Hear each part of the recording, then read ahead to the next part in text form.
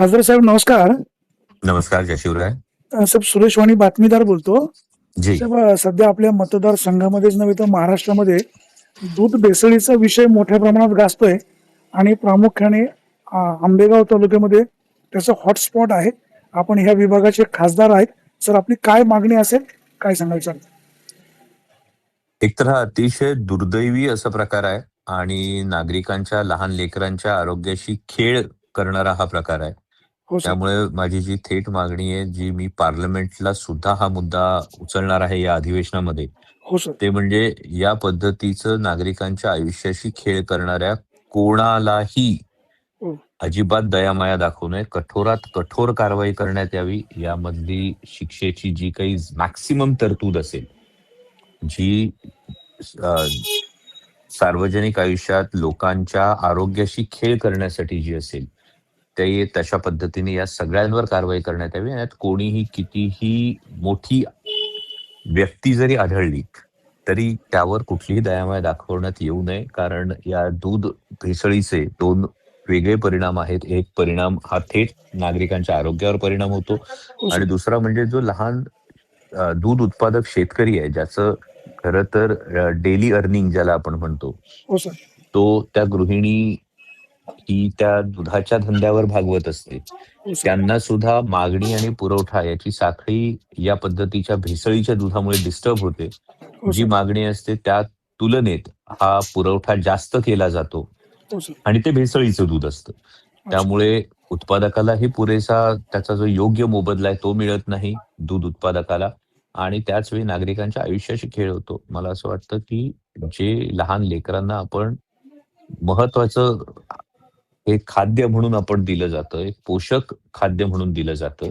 या हो सर. सगळ्या गोष्टींवरचा विश्वास उडवणारा हा प्रकार आहे हो आणि सर. त्यामुळे या लेकरांच्या आयुष्याशी खेळ करू पाहणाऱ्या स्वतःच्या किडीस स्वार्थासाठी आणि आर्थिक फायद्यासाठी हा जर लेकरांच्या जीवाशी खेळ होत असेल, तर अशांना सत्ताधारी, सरकार, प्रशासन हेच काय पण देव सुद्धा माफ करणार नाही अशी माझी भूमिका आहे. सर या संदर्भामध्ये आपण लोकसभेच्या सभागृहामध्ये आवाज उठवणार का? कारण याच्यामध्ये काही राजकीय पुढारी, काही बडे शेठ असण्याची सर शक्यता आहे. सर कोणी बडा शेठ असो, कुणी कितीही मोठा राजकीय पुढारी असो, कोणालाच निष्पाप लेकरांच्या आयुष्याशी खेळ करण्याचा अधिकार नाही हो. कारण त्या लेकराचा जेव्हा जीव जाऊ शकतो, त्या लेकराच्या आरोग्यावर गंभीर दूरगामी परिणाम होऊ शकतात. आपण आपल्या भागात जर एकूण परिस्थिती बघितली, हो सर. तर आपल्या भागामध्ये कॅन्सरचं वाढणारं प्रमाण जर आपण बघितलं, हो सर. म्हणजे काही ठिकाणी तर आपल्याच माध्यमातून काही बातम्या ज्या समोर आल्या, की मृतदेह हा जास्त काळ जतन करण्यासाठी वापरणारे केमिकल्स सुद्धा हे दुधात वापरले जातात. मी हो काही सर. तज्ञांकडून जी माहिती घेतली त्यामध्ये 1 टँकर दुधामध्ये अख्खी 1 गोण युरिया हो सर.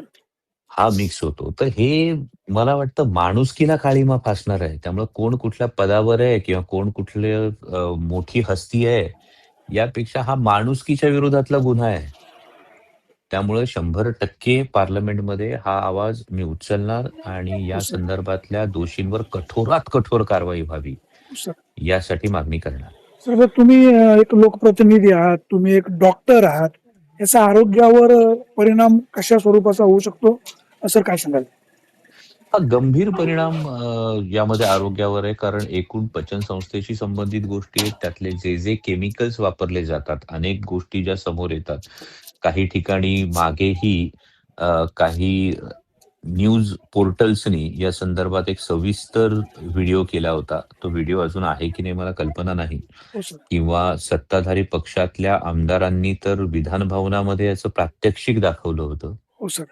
आणि काही ठिकाणी पाम तेलचा वापर होतो असं म्हणतात. काही ठिकाणी कॉस्टिक सोडाचा वापर होतो म्हणतात. काही शॅम्पू पण ठिकाणी वापरतात. सॉरी शॅम्पू पण येतो.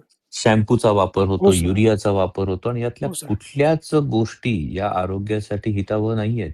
हो सर. त्यामुळे याचे दूरगामी परिणाम जर लक्षात घेतले, तर या पद्धतीची भेसळ करणाऱ्यांवर हे सगळे गुन्हे दाखल व्हायला हवेत. हो सर. म्हणजे यातले जर कार्सिनोजेनिक काही घटक असतील, हो यातून सर.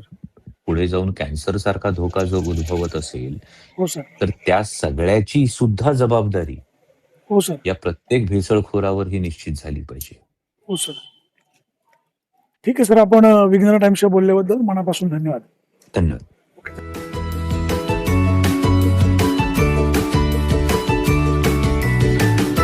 बातम्या शेतीच्या, बातम्या मातीच्या, बातम्या अन्यायाच्या, गुन्हेगारीच्या,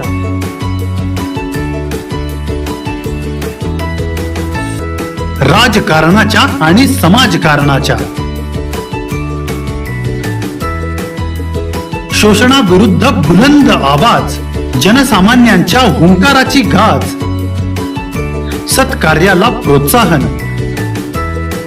दुष्कृत्याला अनुशासन, निर्भीड, निस्पृह, सडेतोड, बेधडक आणि रोखठोक म्हणजेच विघ्नहर टाइम्स. शोध बातमीचा, ध्यास सत्याचा. आपलं चॅनल, आपली बातमी. सबस्क्राईब तर कराच, पण बेल आयकॉनवर क्लिक करायलाही विसरू नका.